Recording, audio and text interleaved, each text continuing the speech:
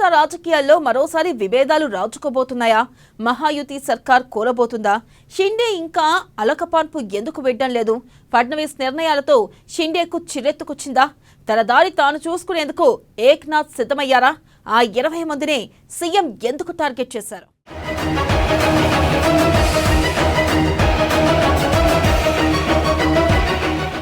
మహాకూటమి పార్టీ నేతల మధ్య ముసలం. ఇంకా అలకపాన్పు విడని ఏక్నాథ్ షిండే. 20 మంది ఎమ్మెల్యేలకు వై కేటగిరీ భద్రత కుదింపు. ఇన్ఛార్జీల నియామకంలోనూ కూటమిలో విభేదాలు. సైద్ధాంతికతను పక్కన పెట్టేసిన రాజకీయ పార్టీలు. ఫడ్నవీస్ నిర్ణయంతో ఏదైనా జరగవచ్చని ప్రచారం.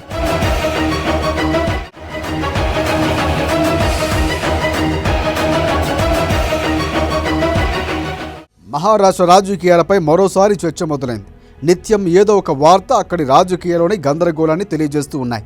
కూటమి అధికారంలోకి వచ్చినా కూటమి పార్టీల మధ్య పొసగడం లేదని తెలుస్తోంది. ఇప్పటికీ ఉప ముఖ్యమంత్రి, మాజీ ముఖ్యమంత్రి ఏక్నాథ్ షిండే తనకు సీఎం పదవి దక్కలేదని అలకపాన్పు మీదనే ఉన్నారు. బీజేపీకి అంటిముట్టినట్లే వ్యవహరిస్తున్నారు.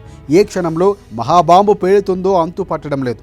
మహాయుతి నేతల మధ్య సఖ్యత లేదని మాత్రం స్పష్టంగా అర్థమవుతుంది. దీనికి తాజాగా సీఎం దేవేంద్ర ఫడ్నవీస్ తీసుకున్న నిర్ణయం నిప్పుకు ఆజ్యం పోసినట్లు కాబోతోంది.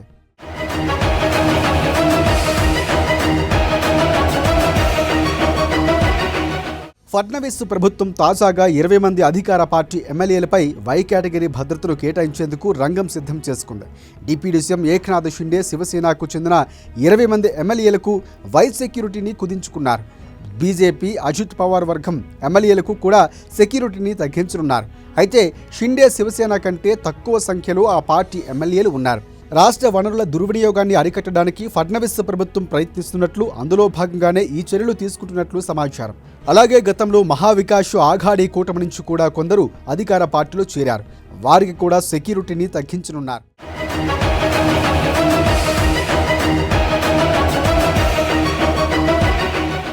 మూడు నెలల కిందట మహారాష్ట్రలో మహాయుతి కూటమి ఘన విజయం సాధించినప్పటికీ ముఖ్యమంత్రి పదవి విషయంలో విభేదాలు ఏర్పడ్డాయి. బీజేపీకి స్పష్టమైన మెజార్టీ ఉండటంతో ఆ పార్టీ నేత ఫడ్నవీస్ సీఎంగా బాధ్యతలు స్వీకరించారు. దీంతో మాజీ సీఎం ఏక్నాథ్ షిండే అలకబూనారు. అయినప్పటికీ పొత్తు విచ్ఛిన్నం కాకుండా ఉండటానికి అయిష్టంగానే బీజేపీకి సీఎం పదవి అప్పగించారు.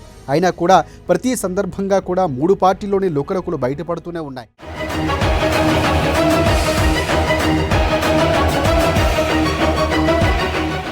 రీసెంట్గా ఇన్ఛార్జి మంత్రుల నియామకంలోనూ అధికార కూటములు విభేదాలు తలెత్తాయి.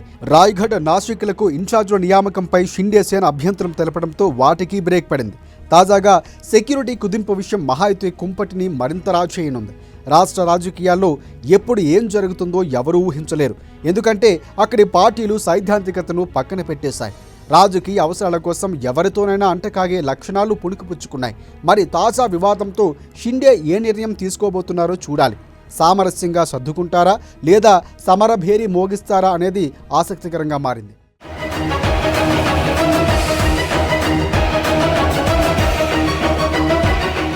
మరోవైపు ఈ విభేదాలపై శివసేన ఉద్ధవ్ ఠాక్రే ఎంపీ ప్రియాంక చతుర్వేది తీవ్ర విమర్శలు గుప్పించారు. సీఎం పదవి రాకపోవడంతో షిండే అసంతృప్తిగా ఉన్నారని చెప్పుకొస్తోంది. దీంతో ఫడ్నవీస్తో కలిసి వేదిక పంచుకోవటానికి షిండేకు మనసొప్పడం లేదని ఎద్దేవా చేశారు.